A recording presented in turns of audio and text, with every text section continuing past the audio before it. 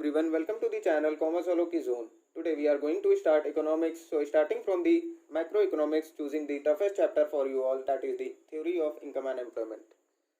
So starting the theory of income and employment. In this chapter, theory of income and employment, which is based on Keynesian's model, which works on in a short run. So let us know the basic proposition of Keynesian's model. Its basic proposition is that income, output and employment depends on the aggregate spending in a short run. Now what is aggregate spending? Aggregate spending here is aggregate spending here equals to aggregate demand. Now we all know that what is aggregate demand. Aggregate demand means the total amount of goods and services which a consumer is desired to pay for. अब इससे मिलता जुलता एक word आता है x एंटे, जो कि हमने क्लास 11th में पढ़ा था. तो यहाँ पे एग्रीगेट डिमांड जो है वो एक्स एंटे के इक्वल है. हाँ, तो अब एग्रीगेट डिमांड हो गया. अब इसके बाद आता है हमारा इफेक्टिव डिमांड. तो इफेक्टिव डिमांड ऑब्वियसली इसका अपोजिट होगा. That means effective demand means the total of goods and services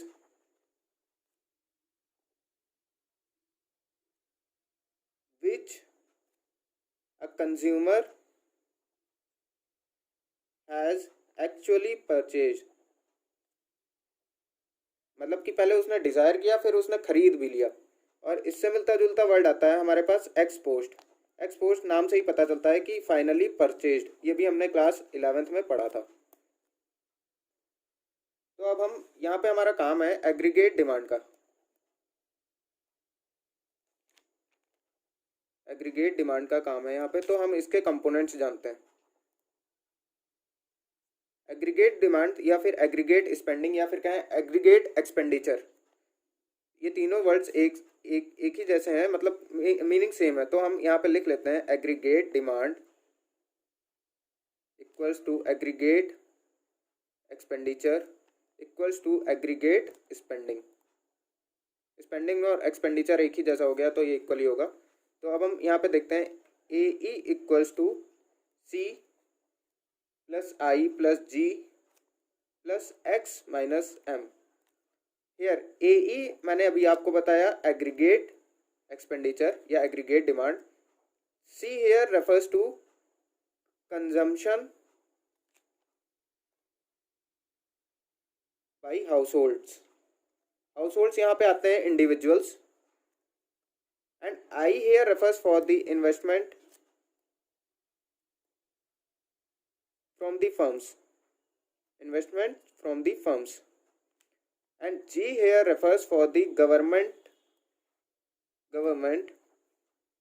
spendings or can say expenditures. X and X minus M means net exports. How it is net exports? Let's see. X here means total exports. Export से X हो गया. And हम here means total imports. M से imports लग रहा है, तो x minus M आता है हमारा net exports.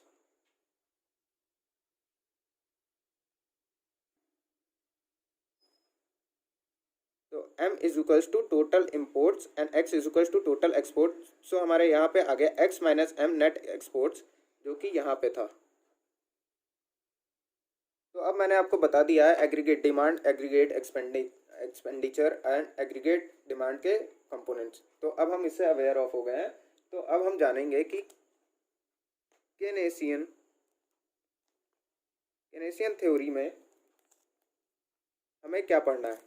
Keynesian theory of model economic model में, जो कि है हमारी क्लोज्ड इकोनॉमी की, मतलब कि हम इसमें जो इनकम एंड एम्प्लॉयमेंट है वो हम डिटरमाइन करेंगे क्लोज्ड इकोनॉमी में ऑन द बेसिस ऑफ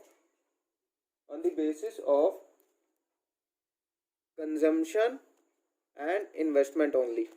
अब क्लोज्ड इकोनॉमी है क्योंकि इसलिए दो ही सेक्टर का होगा, तो ए इक्वल्स टू सी प्लस आई। बाकी सारे जो गवर्नमेंट स्पेंडिंग और जो हमारा एक्स माइनस एम जो कि नेट एक्सपोर्ट्स था, और तो इन दोनों को हटा देंगे तो हमारा टू सेक्टर में क्योंकि यही दोनों आएगा, तो कंजम्पशन लेंगे और इन्वेस्टमेंट लेंगे, जहाँ पे कंजम्पशन हमारा हाउस होल्ड से था और इन्वेस्टमेंट जो हमारा था वो फर्म्स से था।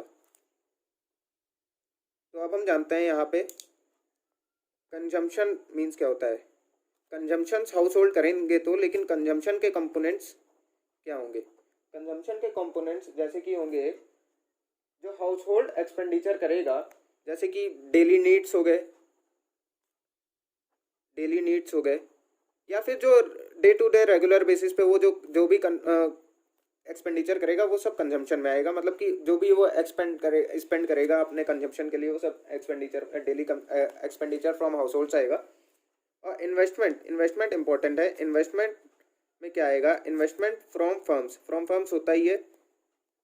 तो इन्वेस्टमेंट फ्रॉम फर्म्स अब कहाँ इन्वेस्टमेंट करेंगी, जैसे कि बिल्डिंग हो गई, मशीन्स हो गई, और फिर जो हम कहते हैं ट्रांसपोर्टेशन हो गया, और जो भी इन्वेस्टमेंट वो करेंगी टू मैक्सिमाइज देयर प्रॉफिट।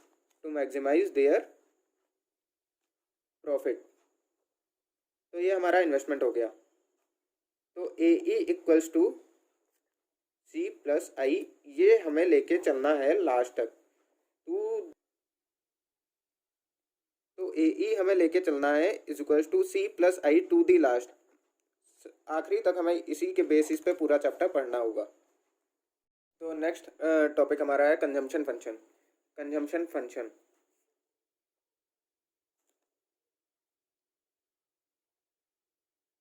जो कि हमारा प्रोपेंसिटी टू कंज्यूम भी होता है। कंजम्पशन फंक्शन हमारा प्रोपेंसिटी टू कंज्यूम भी होता है, तो कंफ्यूज मत होइएगा। Consumption function means propensity to consume and propensity to consume means consumption function हमारा केनेसियन थ्योरी के अकॉर्डिंग होता है।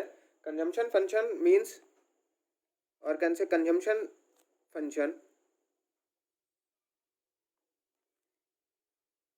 shows the relationship between income of a consumer and expenditure of his। That means consumption function हमें ये दिखाता है, Keynesian theory of model consumption function में हमें ये दिखाता है कि एक पर्टिकुलर कंज्यूमर अपनी इनकम का कितना पार्ट स्पेंड करता है अपने डिज़ायर्स या अपनी विल्स या अपनी नीड्स को सेटिस्फाई करने के लिए। तो अब देखिए, कंजम्पशन फंक्शन दो पार्ट में हमारा डिवाइड होगा, जो कि होगा APC and MPC. APC here refers to average propensity to consume, and MPC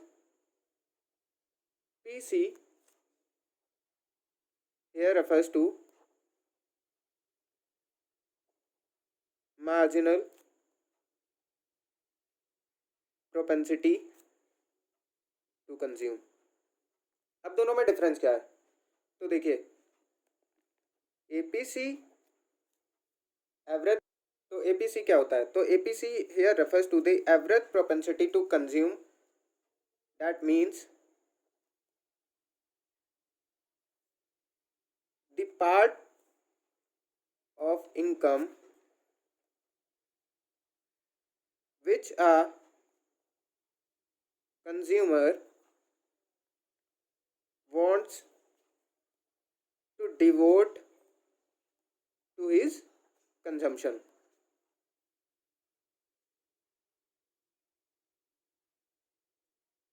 अब इनकम यहाँ पे हमारा होता है वाई, और डिवोटेड इनकम का जो पार्ट है, यानी कि इनकम का कितना पार्ट उसने कंजम्पशन में डिवोट किया या फिर स्पेंड किया, उसको हम नेम देते हैं सी से।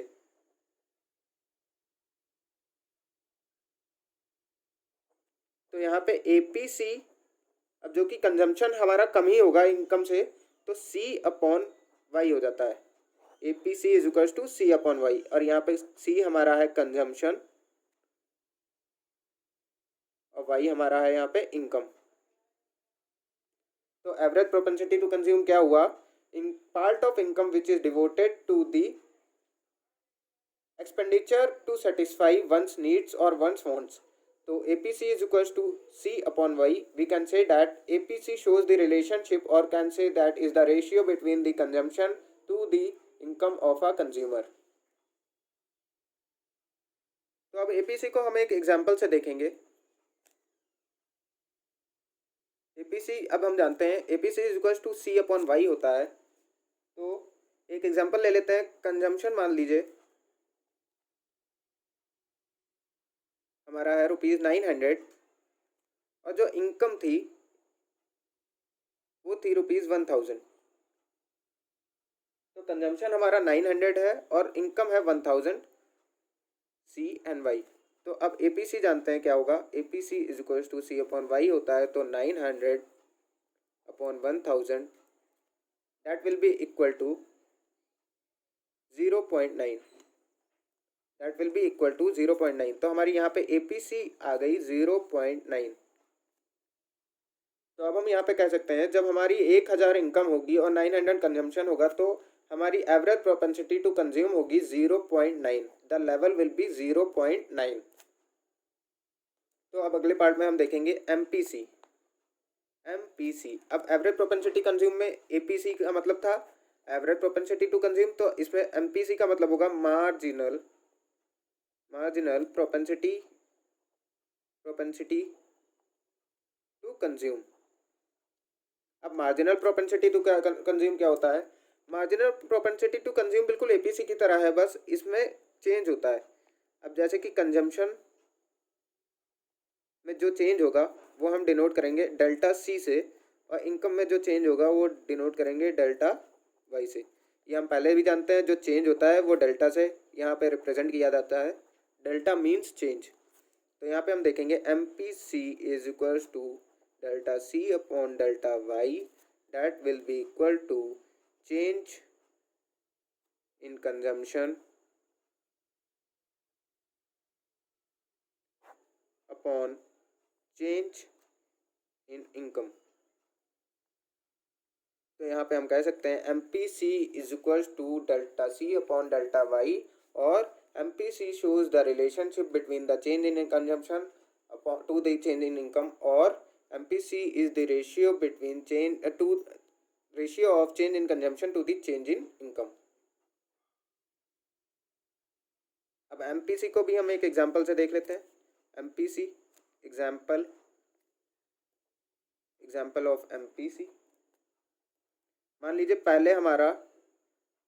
C1 पहले हमारा कंजम्पशन होता था 900 रुपीज़ का, फिर हमारा कंजम्पशन होने लगा 980 रुपीज़ का। बीच में जब हमारा कंजम्पशन 900 था तो इनकम वाई हमारी थी 1000, और दोबारा हमारी जब कंजम्पशन 980 था तो इनकम हमारी थी 1100। तो यहाँ पे चेंज कितना आया, चेंज जो था वो जो चेंज डिफरेंस आया वो था 20 रुपीज़ का, 20 का यहाँ, और इनकम में हमारा चेंज था यहाँ 100 रुपीज़ का। 20 रुपीज़ का यहाँ डिफरेंस था और 20 रुपीज़ का यहाँ था। तो MPC जो चेंज होगा delta C upon delta Y, that will be equal to 20 upon 100 and which will be equals to. तो अब हम MPC का भी एग्जाम्पल देख लेते हैं जैसे APC का देखा था। MPC एग्जाम्पल, मान लीजिए पहले कंजम्पशन हमारा था ₹900 का, जो कि पिछले एग्जाम्पल में भी था, और अब कंजम्पशन हमारा हो गया है ₹980 का। ठीक है, और जब हमारा कंजम्पशन 900 था तब हमारी इनकम थी 1000, और जब हमारा कंजम्पशन 980 रहा तब हमारी इनकम थी 1100। तो यहाँ पे चेंज कितना आया, चेंज जो है यहाँ पे 80 रुपीज़ का आया, और यहाँ पे जो इनकम में चेंज आया वो हमारा रहा 100 रुपीज़ का। तो MPC जो हमने फॉर्मूला देखा था, तो MPC is equals to delta C upon delta Y, that means ₹80 upon ₹100। तो ये आएगा 0.8। तो जब हम ये कह सकते हैं जब हमारी इनकम चेंज होगी 100 रुपीज़ से और कंजम्पशन चेंज होगा 80 रुपीज़ से, तो हमारा marginal propensity to consume level होगा 0.8 का। Marginal propensity to consume level will be 0.8। So guys, अब हमें पता चल गया है एग्रीगेट डिमांड हमने पता कर लिया क्या होता है, कंजम्पशन फंक्शन क्या होता है पता कर लिया, APC क्या होता है ये पता कर लिया, MPC क्या होता है ये पता कर लिया। अब अगर हमें डिफाइन करने को आ जाए व्हाट इज कंजम्पशन फंक्शन, तो कंजम्पशन फंक्शन हम ये तो बताएंगे ही कि it is a Keynesian theory that relates the consumption of an consumer to and the income of his. तो लेकिन इसके साथ साथ हम दो डिफिनेशन के साथ साथ हम दो प्रॉपर्टीज भी देंगे, जो कि हम अगर 6 मार्क्स का आंसर आता है तो दो प्रॉपर्टीज के साथ हमें लिखना होगा। तो पहली प्रॉपर्टी है, फर्स्ट प्रॉपर्टी इज दैट जो कंजम्पशन हमारा है वो डायरेक्टली प्रोपोर्शनेट है इनकम के। मतलब कि अगर इनकम बढ़ेगी, अगर इनकम रेज होती है तो हमारा कंजम्पशन भी बढ़ेगा, और अगर इनकम हमारी डिक्रीज होती है तो कंजम्पशन भी डिक्रीज होगा। ये हमारा नेचर है। अगर हमारी इनकम बढ़ती है तो हम ज़्यादा कंज्यूम करते हैं, अगर हमारी इनकम कम होती है तो हम कम कंज्यूम करते हैं। तो ये हमें बताता है higher the income higher will be the consumption and vice versa. मतलब कि अगर income lower is the income, lower will be the consumption. हाँ, तो सेकंड प्रॉपर्टी कंजम्पशन फंक्शन की हमारी ये है कि कंजम्पशन फंक्शन में ये हमें बताया गया है कि अगर इनकम बढ़ रही है तो कंजम्पशन बढ़ेगा, इनकम कम हो रही है तो कंजम्पशन कम होगा। लेकिन इनकम चाहे जितनी भी हो और कंजम्पशन चाहे जितना भी हो, बीच का एक पार्ट हम हमेशा रखते हैं जो कि हमारी सेविंग्स को डिवोटेड होता है। सेविंग्स को इसलिए डिवोटेड होता है फॉर फ्यूचर यूज़ और for emergency use, for future और फॉर इमरजेंसीज।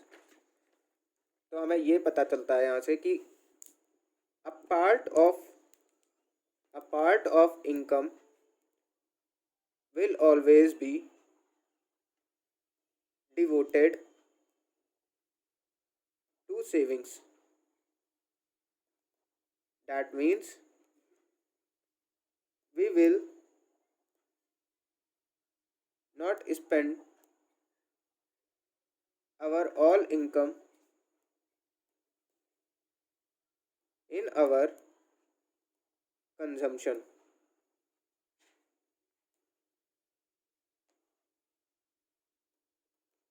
तो आज के लिए बस इतना ही था. So guys stay tuned, subscribe our channel, like the videos and hit the bell icon to get the updates as soon as possible.